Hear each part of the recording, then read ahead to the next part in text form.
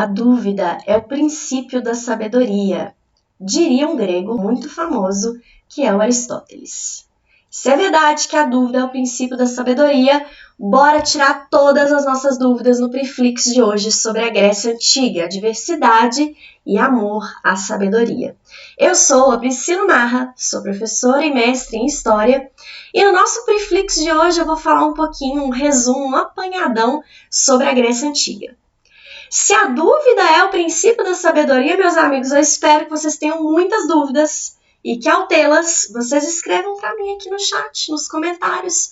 Eu volto com certeza e respondo com o maior prazer aquelas que eu souber, tá bom? Então podem enviar aí, que depois, à medida que o vídeo for rolando aqui, as visualizações forem ocorrendo, eu volto para responder vocês, podem ficar tranquilos. Combinado? Meus queridos, a Grécia Antiga ela tem um legado imenso para os nossos dias. A gente costuma pensar que história é só aquilo que está lá no passado, né? Mentira, tá? Quem te contou isso, que a história vive de passado, mentira. Essa história aí é conversinha fiada de quem não quer que você faça as devidas apropriações daquilo que aconteceu no passado, mas que impacta e continua impactando no nosso presente. Eu vou te dar 2 exemplos que você vai sair daqui falando assim, Grécia Antiga é importante pra caramba. O primeiro deles, a própria palavra história, que é o que a gente está fazendo aqui, uma aula de história sobre a Grécia Antiga, veio da Grécia, tá? Então, o fato de a gente fazer história, e o tempo inteiro a gente está fazendo história não é feita só por pessoas muito famosas, muito importantes, né, por datas e eventos marcantes, mas o que a gente faz no nosso cotidiano, as roupas que a gente usa, o jeito que a gente conversa, a forma como a gente se alimenta, entre tantas outras coisas, são história. E a palavra história, ela quer dizer investigação, né? Então, quando você quer saber sobre a história de um povo, de um determinado tempo, você está investigando sobre aquele povo naquele determinado espaço de tempo. Pois bem, esse é o primeiro exemplo. E o segundo tem muito a ver com o que está rolando aqui agora no Brasil, que é a palavra política, que também vem da Grécia. E muitas pessoas, erroneamente, assimilam a palavra política só com a eleição. Imaginam que a palavra política venha vinculada diretamente, né, às eleições, a vereador, a prefeito, a presidente, entre outros títulos que nós atribuímos aos nossos governantes. Mas isso não é verdade, tá? A palavra política, ela vem da Grécia Antiga e estava vinculada com as cidades gregas. Vocês já vão ver aqui comigo que elas eram chamadas de polis. E tudo o que acontecia nessa vida, no dia a dia, no cotidiano, que envolvia debate, diálogo, comunicação, era considerado como parte da política. E você, que está me ouvindo aí agora, faz política o tempo inteiro na sua vida. Você talvez só não perceba. Quando você está amenizando um conflito, uma situação dentro da sua família, vê uma pessoa, né, tratar de uma forma meio esquisita a outra, você fala, olha, não fala isso para tal pessoa, né? Isso pode magoar, isso pode de alguma forma incomodá-la. Você está fazendo política. Quando você está lá na sala de aula e um colega começa a discutir com o outro e você chega de forma pacífica no diálogo para tentar intervir, entender o que está acontecendo, escuta um lado, escuta o outro, você está fazendo política, né? Quando, por exemplo, no seu prédio você decide que precisa fazer coleta de lixo, separando ali pelos materiais, né, plástico, papel, alumínio, por aí vai, porque de alguma forma isso vai trazer uma consciência ambiental e vai ter um impacto positivo no meio ambiente, você está fazendo política, tá? Então, a herança da Grécia Antiga não é tão antiga assim, ela está mais presente nos nossos dias do que a gente imagina.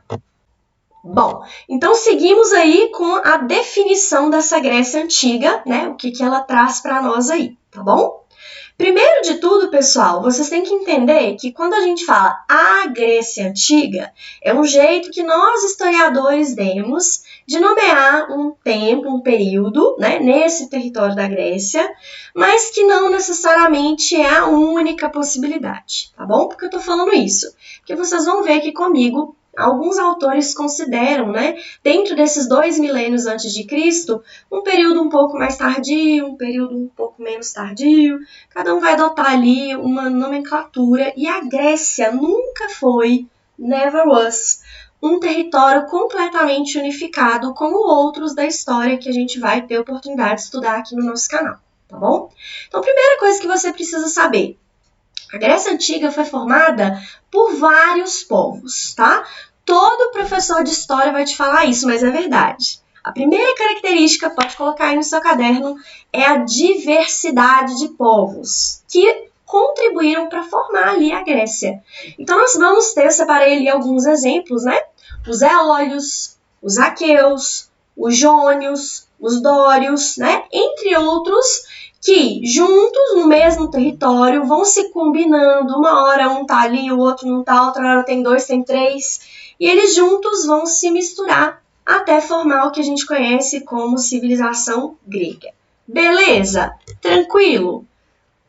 Olha que bacana essa imagem, né? É o pessoal ali passando pelo Partenon, né? O Partenon, que é um dos templos gregos que ainda está de pé e também um dos mais famosos, fica localizado na cidade de Atenas. Pois bem, pessoal, para falar um pouquinho melhor sobre isso, deixa eu só trocar aqui o PowerPoint para mim. A gente precisa falar, inclusive, sobre a geografia, tá? A geografia da Grécia é quase tão importante quanto a história.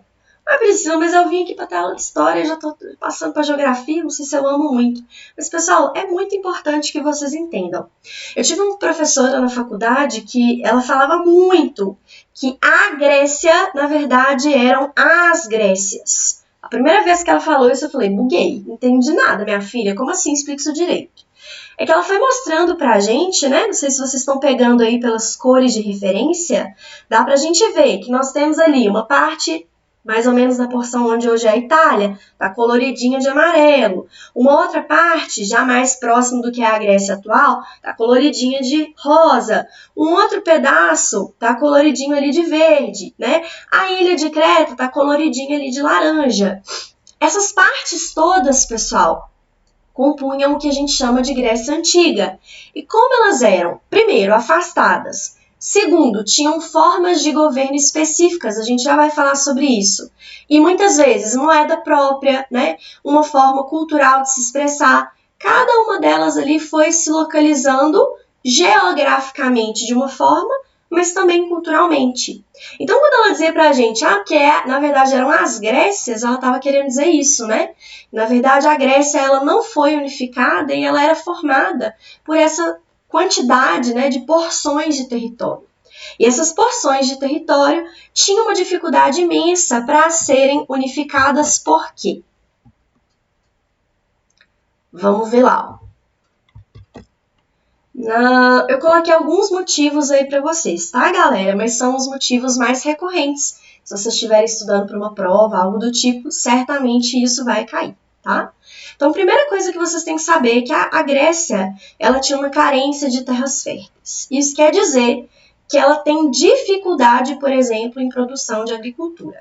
Ah, Priscila, é toda a região que tem dificuldade com a agricultura? Não. Tá? Esparta, por exemplo, que é uma das cidades mais famosas da Grécia Antiga, era uma cidade que tinha um pouco mais de facilidade em relação à agricultura. Mas outros territórios tinham muita dificuldade. Tá? Um outro ponto que eu coloquei para vocês é o litoral montanhoso. O litoral montanhoso, como vocês conseguem ver aí na foto, né, faz com que a topografia desse território, né, o relevo, dificulte muito, pessoal, o deslocamento das pessoas. Tem que pensar com a cabeça da galera da época, né? Você hoje não vai achar tanta dificuldade assim, que você vai conseguir transpor isso com um avião, né? Vai conseguir construir, de repente, uma rodovia passando ali um túnel debaixo dessa montanha. Mas você tem que pensar com a cabeça de 2000 anos antes de Cristo. Se há 2000 anos antes de Cristo o território era assim, para a galera transpor esse território, né, e fazer ali o seu deslocamento era muito difícil, tá? E o fato de ser um litoral pode acabar sendo um auxílio, né, apesar da montanha servir como uma barreira natural para essa comunicação, tem o mar. né? Então o mar, já guarda essa informação aí que daqui a pouco a gente vai ver que ele era bem importante. Mas é exatamente por conta dessas montanhas servirem como uma barreira de, né, comunicação que eles tinham muita dificuldade de ter um território unificado, tá? Então deixa eu voltar lá um segundinho para vocês verem. A Grécia não tinha condições de ser a Grécia, né, ou um território unificado, porque olha lá, galera, olha o relevo aqui, né, desse mapa. Ela é toda entrecortada. Observem a quantidade de ilhas que nós temos aí no território, tá? Nós temos, então, o que seria equivalente a várias Grécias. Temos a Grécia insular, que vem de ínsula, né, ilha. Temos a Grécia peninsular, que vem de península. Temos a Grécia, que é a Magna Grécia, né, a parte mais afastada da Grécia. Então, vários pedacinhos aí que vão se compondo, tá? Mas a gente tem uma coisa importantíssima, o mar, tá? O mar Mediterrâneo, preferencialmente, é o mais famoso e que dá acesso a outras partes do mundo, o que era muito importante para eles conseguirem realizar o nosso próximo tópico, que é sobre o comércio marítimo. Mas o mar Mediterrâneo, vocês estão vendo ali, ele entra em acordo com o mar Jônico e o mar Egeu. Então, os gregos podem até ter o dificultador relativo à questão montanhosa, mas eles têm, por exemplo, a facilidade de saída para o mar. E isso gera um resultado. Então, eles pegam ali o comércio marítimo para ser a saída deles, inclusive do território. E com esse comércio marítimo, eles podem realizar as atividades que eles precisam para sobreviver. E é aí que entra, por exemplo, troca comercial, né? Então, é nesse momento que eles aproveitam, por exemplo, para trocar alimentos, né, onde eles vão obter o seu sustento. É ali onde eles vão realizar a troca de tecidos, moeda, né, e tudo mais. E os gregos, eles aproveitam dessa situação para também realizar a sua expansão territorial. Então, eles tinham um hábito muito consolidado, que era o de fazer territórios como suas colônias, né? Eles faziam ali uma troca. Você passa a produzir para mim e, em troca, quando eu precisar, vocês vão ser protegidos, por exemplo, para uma guerra. Então, esse era um hábito que os gregos tinham e que foi importantíssimo para eles sobreviverem. Beleza, tá tranquilo, pessoal? Bom, tô avançando aqui mais um pouquinho. Bom, essa imagem aí, achei assim, belíssima, né? Ela mostra pra gente um modelo de uma cidade grega antiga, tá bom? E eu queria destacar com vocês aqui alguns pontos. Se a Grécia, então, não pôde ser unificada, se ela precisou passar por esse processo de cada cidade cuida de si mesmo, isso vai gerar o que nós historiadores chamamos de autonomia, né? Até uma certa independência, tá? É diferente, por exemplo, do Brasil, né? Se a gente pega aí as nossas cidades, primeiro que elas estão submetidas a um estado, né? E aí depois elas estão submetidas à federação. Não dá para a gente fazer o que a gente quer de forma independente, autônoma, né? Até porque a gente segue de forma unificada uma constituição. Os gregos não, tá, pessoal? Então, eles vão desenvolver a sua cidade. Cada grego pensando na sua própria região. E quando eu digo na sua própria cidade, na sua própria região, estou me referindo muitas vezes ao local de nascimento, tá? Não era muito comum que os gregos ficassem transicionando. Podia acontecer, talvez mais com os mercadores e tudo mais, tá? O nome que eles davam para essas cidades era polis, que no plural fica poleis, tá? Estou usando aqui o grego mesmo. O que é essa polis? É a cidade-estado, né? E por que cidade-estado? Porque a cidade, ela tinha as suas próprias leis, a sua própria forma política, o seu próprio imposto, as suas formas culturais. Então, acabava que essa cidade se transformava também no seu próprio estado. Ué, Priscila, mas se cada cidade-estado tem a sua própria lei, tem sua própria moeda, tem sua própria forma de se comunicar, então, por que os gregos são considerados gregos, né? O que eles apresentam ali em comum? É que eles vão ter dois pontos que são cruciais para nós historiadores como um elo. O primeiro deles é a língua grega, tá? Eles falavam grego. Onde quer que você fosse, se tivessem gregos falantes, ali está a Grécia, tá? O segundo ponto que unifica, de certa forma, o grego como sendo grego, é o fato deles possuírem a mesma crença politeísta, né? Então nós temos lá os deuses do Olimpo, mais muitos outros mais, e que vão unificar ali, de certa forma, esses gregos, porque eles também acreditam. É claro que cada cidade vai acolher ali determinado deus como sendo alguns que eles acreditam mais, alguns que eles privilegiam em detrimento dos demais, mas de certa forma todos eles acreditando ali nesse mesmo politeísmo, tá bom? E as cidades gregas, por conta da sua geografia, que a gente acabou de ver, acaba seguindo ali uma certa formatação de cidade. Então, o que a gente encontra ali, né? O alto da cidade, onde vocês estão vendo aí essas construções, né, mais ao topo, é o que a gente chama de acrópole, tá? É ali o ponto de contato com o céu. Caramba, é a parte mais vista, né, mais preeminente da cidade. Além disso, era também a parte mais segura. Eu não sei se vocês sabem, mas as acrópolis geralmente elas eram muradas. Para que eles colocavam um muro, Pri? E só na parte da acrópole, que é essa parte mais superior. Porque quando as cidades fossem invadidas, os gregos, davam no pé lá para cima, né, da cidade onde eles eram, e ali eles tinham mais condições, melhores condições para se defenderem dos seus invasores, porque eles estão vendo de cima. E mesmo que esses invasores consigam chegar ao topo, eles estão na vantagem de não serem vistos, né? Então eles tinham essa função. Além do que, é na acrópole que eles vão construir os seus edifícios, os seus prédios mais importantes. É ali onde eles vão colocar, por exemplo, os templos, que na cabeça dos gregos, na sua crença politeísta, eram considerados o ponto de contato com os deuses. Quem aí não conhece algum mito, né, qualquer mito da mitologia grega, que diga que os deuses tinham relacionamentos com os seres humanos?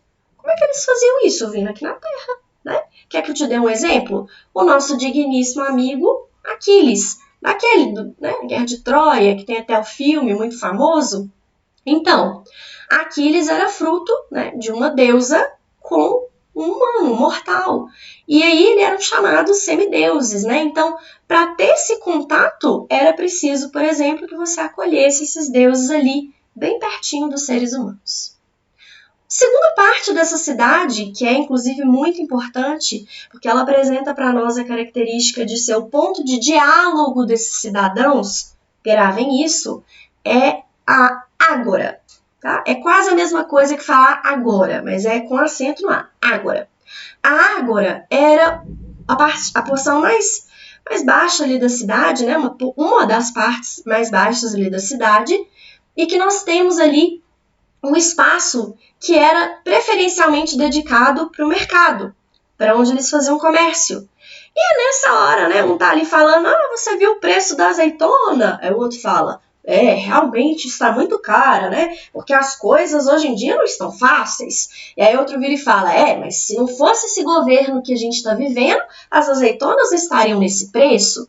E ali eles começam a puxar assuntos que nós vamos dizer, né? São assuntos da comunidade, são assuntos de discussão, são assuntos políticos. Então é na ágora que muitas vezes aconteciam debates, quando existia esse espaço, né, porque nem toda cidade possibilitava isso, mas quando existia espaço para diálogo, para conversa entre os cidadãos, a ágora era um ótimo lugar onde isso podia acontecer.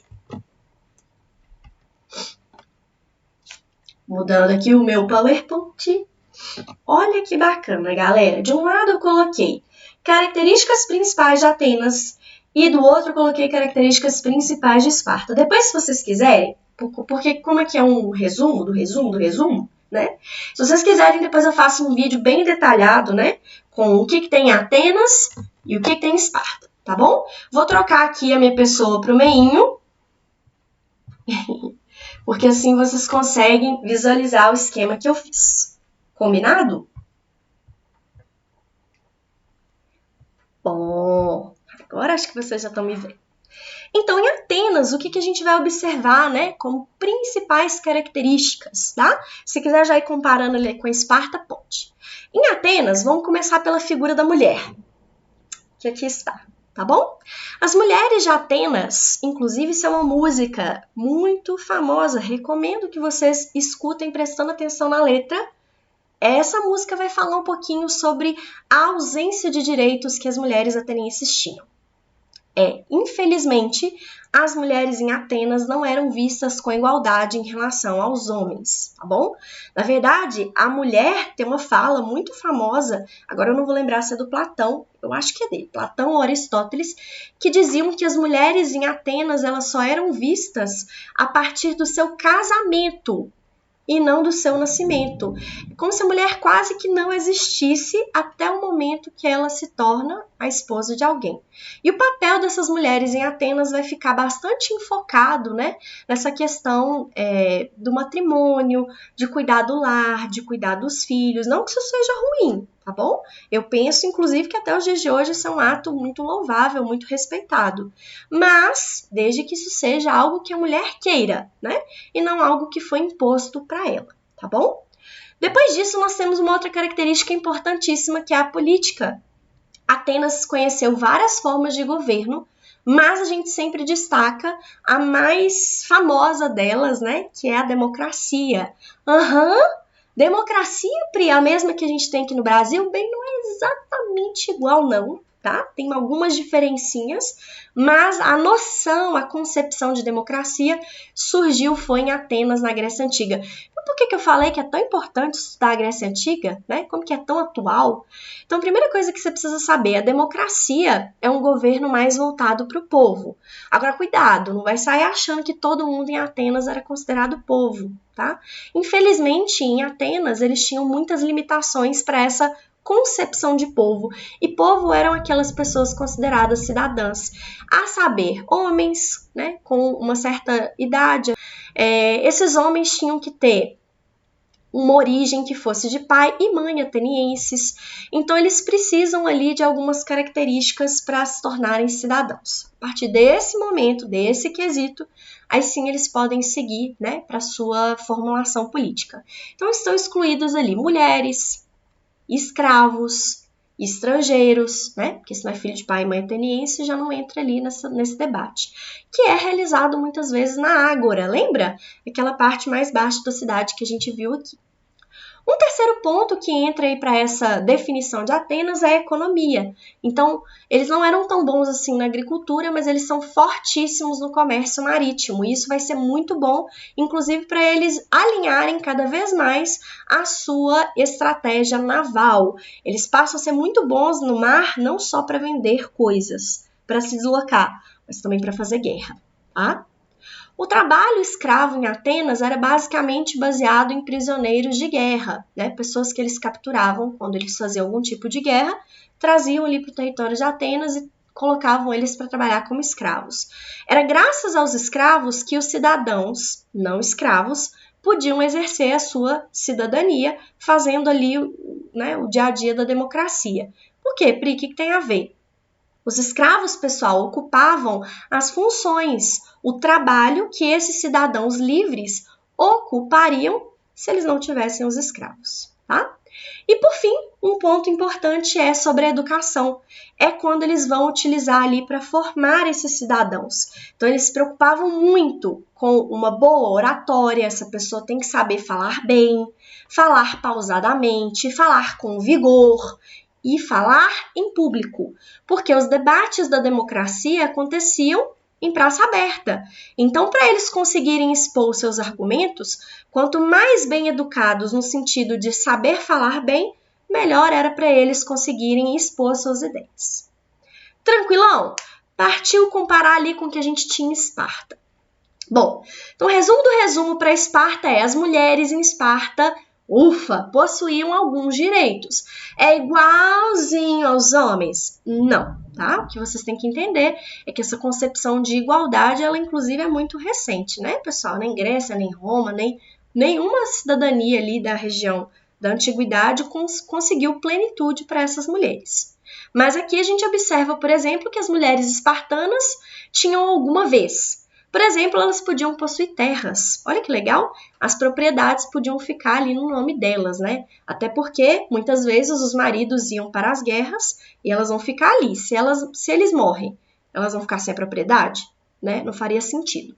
Outra coisa, as mulheres, elas eram vistas também, assim como em Atenas, como mães, como pessoas que vão educar os seus filhos. Mas, para isso, eles imaginavam que o corpo dessas mulheres tinha que ser forte, e é por isso que eles permitiam que as mulheres espartanas praticassem esportes desde a mais tenra infância. Elas podiam praticar esportes e elas, inclusive, aprendiam artes da guerra. Elas só não podiam ir até a guerra, mas se alguém invadisse a cidade, elas podiam ali, né, assumir a frente e também uma postura guerreira. Tranquilo? Sobre a política em Esparta, também conheceu outras formas de governo, mas uma delas muito importante, muito marcante, é a oligarquia. A palavra oligarquia quer dizer o governo de poucos. Então você já consegue imaginar que, diferente da democracia, que é o governo do povo, a oligarquia é um governo já mais restrito, né? Está nas mãos de poucas pessoas. E essas poucas pessoas eram uma elite militar, porque a cidade de Esparta é sangue nos olhos, é faca na caveira. A galera ali era muito focada no militarismo. E é por isso, meus amigos, que a oligarquia entra como um governo restrito, porque algumas pessoas especificamente ligadas a esse militarismo é que podiam governar. Não vou entrar aqui em muitos detalhes, mas para vocês terem uma ideia, dentro dessa oligarquia eles possuíam uma monarquia dual. Que isso, Pri? 2 reis, que era basicamente o seguinte, enquanto um tá lá na guerra, porque os espartanos estão sempre em guerra, o outro tá lá na cidade, depois eles trocam, tá? E assim eles vão revezando para que sempre tenha alguém cuidando dos assuntos que mais interessavam, que era da guerra, e os assuntos da cidade, que também interessavam, mas não era tão interessante assim, tá bom? Terceiro ponto, a economia dos espartanos é um pouco mais agrária. Então, diferente dos atenienses, né, já tem um território ali um pouquinho mais benéfico nesse sentido. E aí eles conseguem utilizar a produção agrícola e com essa produção agrícola eles vão, inclusive, né, se abastecer. Trabalho forçado, né? Não que em Esparta não tem escravos, tem também, tá? Mas aqui eu resolvi trazer uma nomenclatura que é muito famosa, que é a nomenclatura dos ilotas. Os ilotas, eles eram servos que tinham como obrigação, é um trabalho forçado, compulsório, não tem como fugir, tá bom? Ah, você vai falar que não, né? Não, tem que ir, tá? Eles são servos do Estado espartano e eles eram submetidos aos mais diversos trabalhos. E eles eram tão desprezíveis para a população espartana que, para vocês terem uma ideia, na educação, eu já vou entrar nesse ponto então de uma vez, que formava os seus grandes guerreiros, guerreiros fortes, guerreiros bravos, que não iam se pegar com nada, né? Ah, tá frio. Não, tem dessa aqui não. Ah, tô com fome. Não tem dessa aqui não.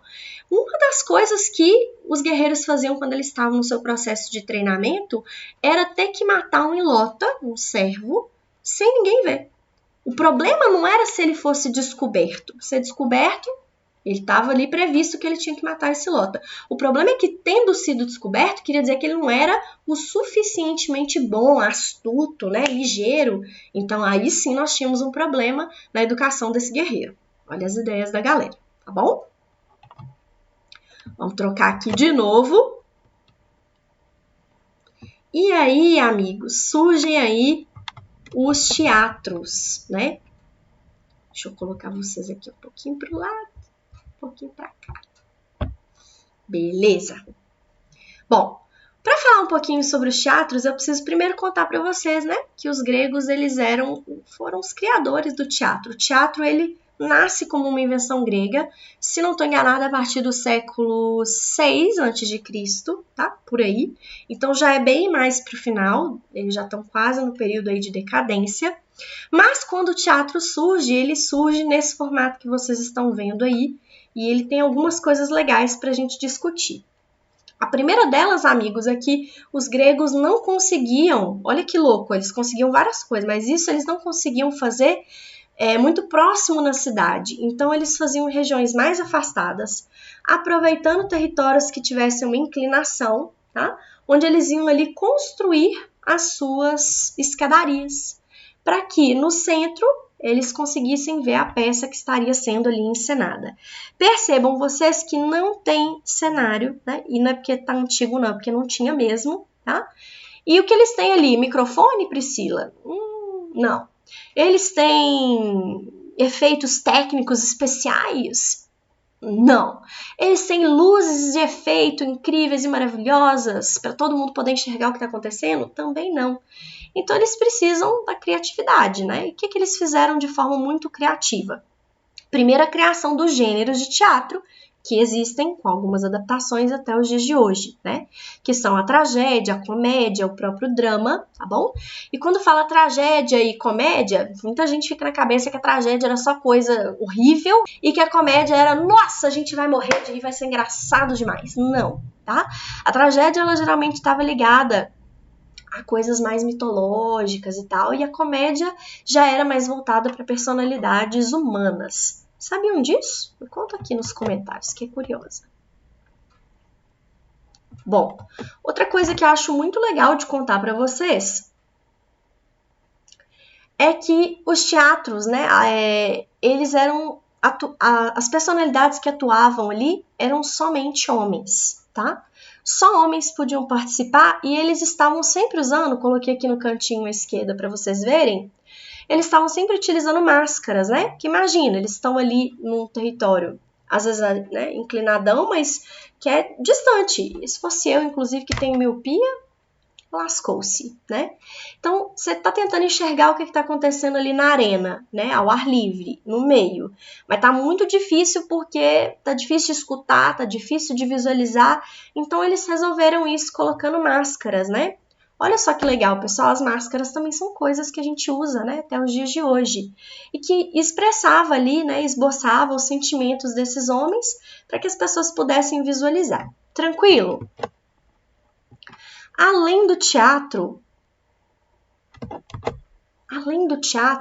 os gregos eles inventaram uma série de outras coisas na arte. E aquilo que eles não inventaram, de certa forma, eles apropriaram ali, né? Mas foram transformando até chegar numa cultura que a gente conhece nos dias atuais. Então, vou dar alguns exemplos aqui de inovações para vocês. E lembrando, né? Tem gente que torce o nariz e fala, ai, que coisa chata, não quero isso não. Mas, galera, as obras de arte, elas também são documentos históricos, né? Elas nos contam muito sobre as crenças, os valores, o cotidiano, a cultura que esses gregos tinham. Então, elas são importantes, sim. É através dos vasos gregos lá pintados à mão que a gente sabe, por exemplo, como que esses guerreiros eles lutavam. Né? Essas cenas que a gente vê em filme da galera super lutando com armadura, escudo, gente, não cai nessa não, isso aí é super produção de Hollywood, tá? Na verdade, os gregos lutavam ali no corpo a corpo e muitas vezes eles estavam nus. Por quê, Priscila? Porque a armadura era cara, porque ela era pesada, era só para pessoas de muita distinção. Então a gente se deixa levar muitas vezes por filmes, por narrativas atuais, mas quando a gente volta nesses documentos históricos, a gente vê que a realidade era um pouquinho diferente, tá? Então, acabei de mencionar, por exemplo, essa pintura chamada Escola de Atenas, do Rafael Sanzio, foi pintada séculos depois, tá? 1511. Ela é um afresco e na cabeça do Rafael Sanzio, ele tentou cumprir com um pedido de um papa, que se não me engano é o Papa Júlio II. O papa chegou para o Rafael, que era renascentista, e falou, Rafa, o negócio é o seguinte, meu querido, teria como você representar, assim, na minha cabeça, um diálogo entre duas grandes figuras icônicas, estratégicas da Grécia Antiga, para exaltar o pensamento, a racionalidade e o conhecimento? O Rafael falou, que isso? Claro, como é que eu poderia fazer isso para o senhor? Ele falou, eu estava pensando aqui, quem sabe a gente não pega o Platão e o Aristóteles, um andando de ladinho com o outro assim, batendo um papo, conversando, e a galera em volta ali, né, já que o nome é Escola de Atenas, a galera ali na escola para prestar atenção nesses grandes pensadores. Alguns vão estar meio conversando, é igual escola mesmo, né, igual sala de aula. Uns vão estar conversando, aí a professora vem e fala, fulaninho, por favor, vem cá, presta atenção aqui com a gente, meu anjo, meu iluminado, meu abençoado. Uns vão estar conversando, outros vão estar ali rascunhando, desenhando, vão estar fazendo um resumo da aula, mas algumas pessoas vão estar ali, né, acompanhando diretamente o professor. Pegou aí a referência? Isso tudo, gente, para dizer o quê? que o conhecimento científico racional ele passa a ser muito exaltado durante a Grécia Antiga, muito mesmo, tá? Eles eram um tanto quanto fissurados com essa coisa do humanismo, né? Com a razão humana, e isso é transportado, né? Isso é transposto para vários outros séculos, onde essa herança grega e também a romana, a gente vê depois numa outra aula, que isso vai influenciar demais, né? Outras gerações futuras. Tranquilo? Como escultura, eu coloquei aí uma imagem belíssima, né? Os gregos, eles têm diversas inovações na escultura, como, por exemplo, sugerir a ideia de movimento, né?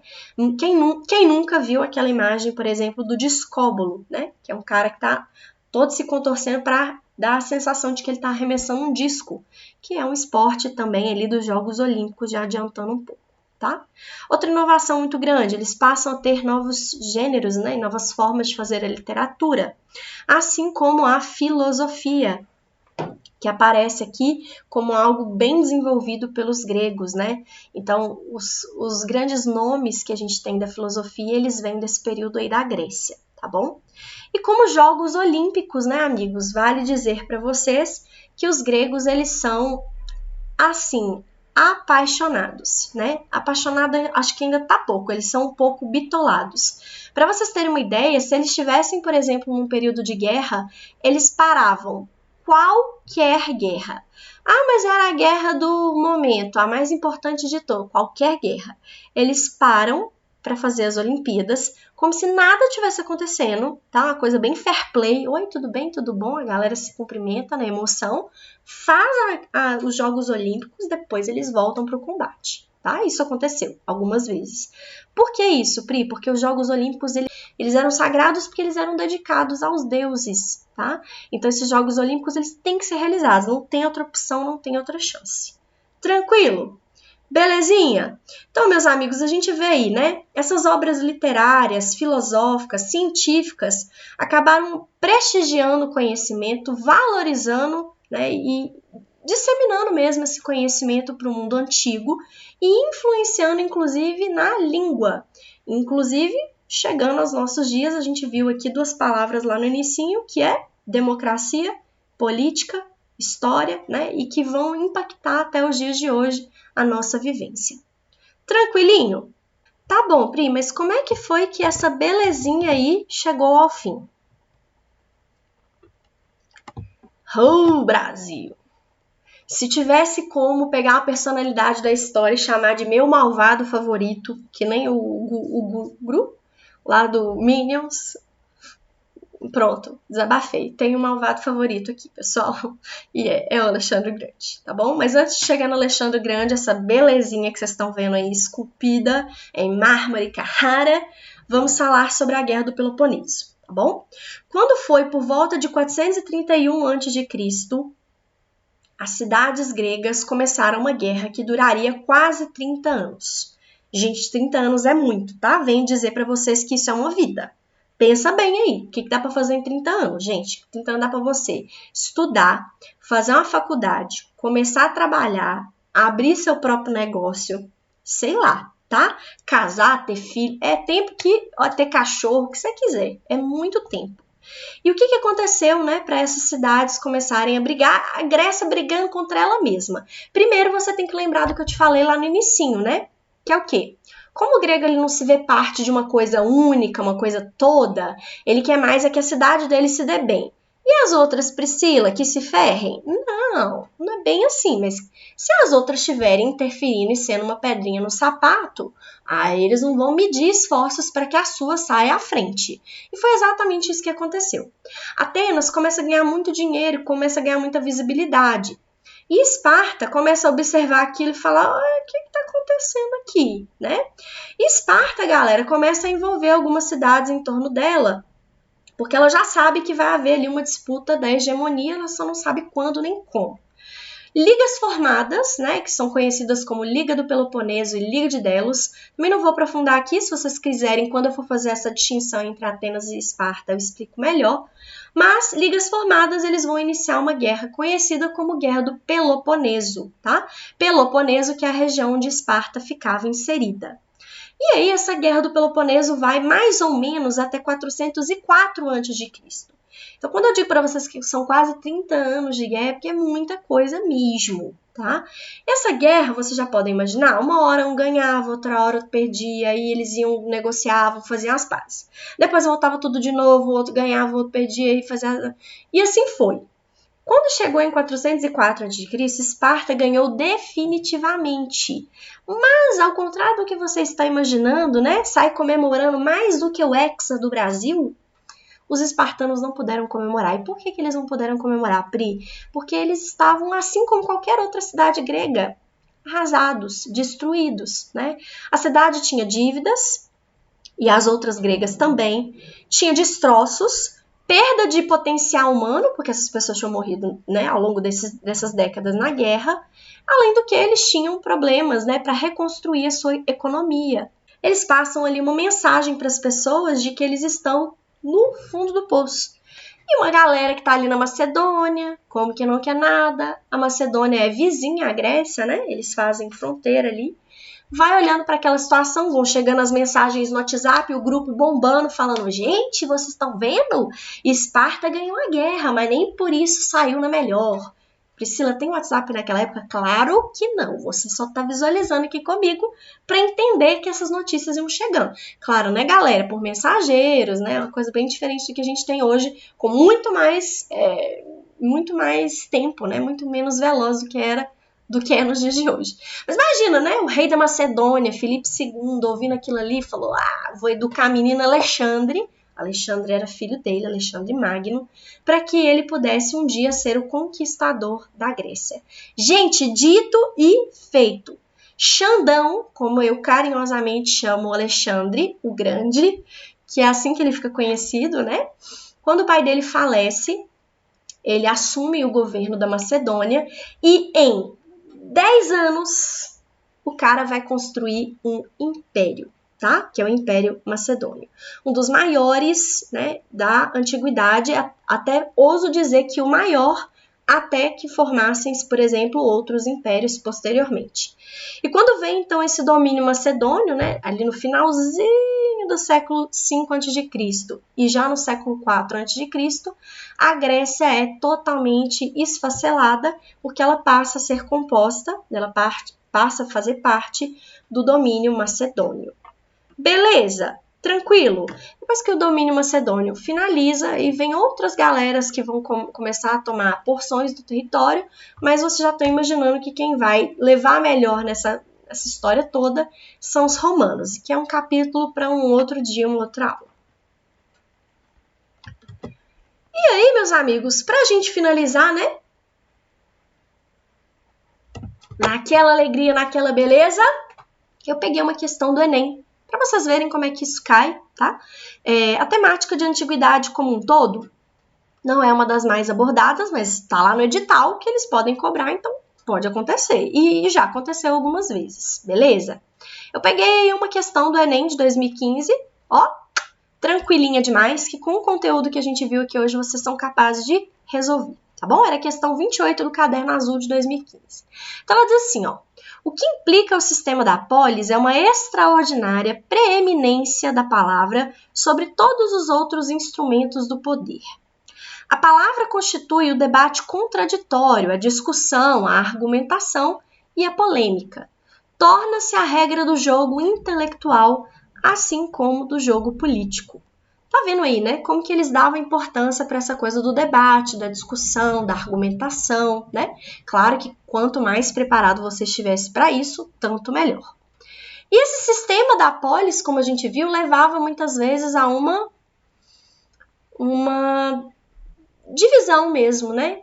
Que possibilitava em algumas partes da cidade você ter ali essa configuração mais política, né? Que eu já falei para vocês, preferencialmente na Ágora, ok? Aquele espaço onde eles iam para trocar ideias e tudo mais. Então, olha o que a questão está te pedindo. Na configuração política da democracia grega, em especial ateniense, ó, Atenas, democracia, ó, fechou. A Ágora tinha por função, letra A, agregar os cidadãos em torno de reis que governavam em prol da cidade. Não tem reis governando aqui na cidade, é o povo quem se governa como cidadãos. Letra B. Permitir aos homens livres o acesso às decisões de Estado expostas por seus magistrados. Magistrado é um tipo de cargo, né, uma função política. Então, se a gente tivesse esses homens livres, né, debaixo das decisões dos magistrados, talvez já não seria tanto a ideia da democracia, tá? Letra C. Constituir o lugar onde o corpo de cidadãos se reunia para deliberar sobre as questões da comunidade. Uhul! Essa é a resposta, tá? Por favor, Ágora é o lugar onde eles iam ali debater, né? Não só sobre questões políticas, mas que envolviam a comunidade como um todo. Letra D. Reunir os exércitos para decidir em assembleias fechadas os rumos a serem tomados em caso de guerra. Não. Essas decisões, essas assembleias eram tomadas em reuniões abertas, né? Abertas a quem? A quem era considerado cidadão. E letra E, congregar a comunidade para eleger representantes com direito a pronunciar-se em assembleias. Isso não era necessário e nem é esse tanto o papel da Ágora, né? Eleger representantes com direito a se pronunciar. Desde que você fosse um cidadão, levantou ali a sua mãozinha, deu sua opinião, você será ouvido. Tranquilo, meus amigos? Eu espero que vocês tenham gostado muito desse Preflix. Já deixem aqui para mim nos comentários quais foram as dúvidas de vocês, eu irei responder todas aquelas que eu puder e souber, tá bom? Pode ser, inclusive, dúvidas sobre coisas que não necessariamente apareceu aqui na aula. Quem sabe isso não dá uma parte 2, né, ou uma parte 3. Vamos que vamos! E eu conto muito com a divulgação de vocês. Se vocês acharam que esse conteúdo fez sentido, se ajudou vocês de alguma forma, compartilha com as pessoas que você acha que podem gostar. Se inscreva aqui no meu canal. Por favor, deixe o seu like, isso ajuda muito, né, na divulgação do vídeo aqui pelo YouTube, para que mais pessoas possam ter acesso e para que a gente possa crescer aqui juntos. Vocês e eu. Combinado? Até o próximo Preflix e um beijo!